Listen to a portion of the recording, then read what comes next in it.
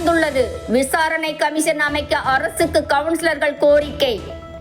கோவை மாவட்டம் பொள்ளாச்சி அருகே உள்ள கோட்டூர் பேரூராட்சி 21வது வார்டு உள்ளது.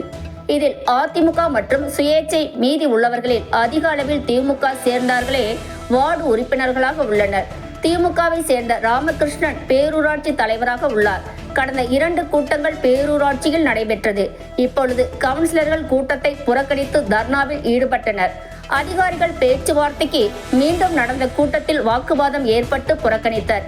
மீண்டும் கூட்டம் நடைபெற்ற பொழுது தலைவர் மீது நம்பிக்கையில்லா தீர்மானம் கொண்டு வர வேண்டும் என தெரிவித்து பேரூராட்சி கூட்டத்திற்கு செல்லாமல் புறக்கணித்தனர். வார்டு கவுன்சிலர்கள் அஜீஸ் கூறுகையில், பேரூராட்சியில் கோடிக்கணக்கில் மோசடி நடைபெற்றுள்ளது என கூறுகின்றனர். இதை கண்டிக்கும் விதமாக கவுன்சிலர்கள் தொடர்ந்து கூட்டத்தை புறக்கணித்து வருகிறோம்.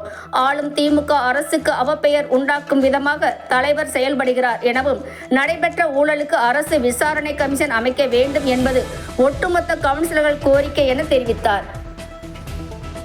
நான் கோட்டூர் பேரூராட்சி மன்றத்தினுடைய 2வது வார்டு உறுப்பினராக இருக்கேன்.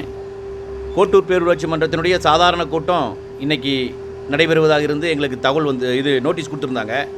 நாங்கள் வந்துட்டு நாங்கள் போன முறை கூட்டத்திலேயே கூட்டத்தை புறக்கணித்தோம். காரணம் 16/8 அன்னைக்கு நாங்கள் இதில் உள்ளிருப்பு போராட்டம் நடத்தினோம். என்ன காரணம்னா, கிட்டத்தட்ட முதல் கூட்ட அழைப்புக்கே 84 லட்சம் ரூபா அதில் முறைகேடு இருக்குது, இது தலைவரும் செயலாளரும் சேர்ந்து செஞ்சது அப்படின்னு சொன்னோம். அது மீது ஏடி வந்தாங்க. ஏடி நடவடிக்கை எடுக்குதுன்னு சொன்னாங்க. ஆனால் நடவடிக்கை எடுக்கலை. மீண்டும் அடுத்த கூட்டத்துக்கு ஒரு அழைப்பு வந்துச்சு.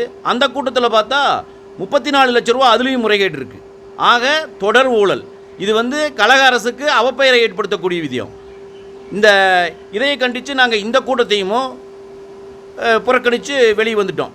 ஆனால் இந்த தலைவர் மீதும் செயலாளர் மீதும் நடவடிக்கை எடுக்கிற வரைக்கும் நாங்கள் கூட்டத்தில் கலந்துக்க மாட்டோம்.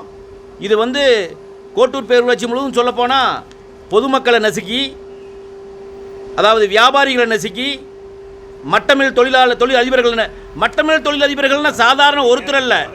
அதாவது பார்த்தீங்கன்னா, இந்த மட்டமில்ல என்ன செஞ்சாங்கன்னா, லாக் அண்ட் சீல்னு பண்ணி அவங்கக்கிட்ட 5 லட்சம் 6 லட்சம்னு வரி போட்டு வாங்கினாங்க.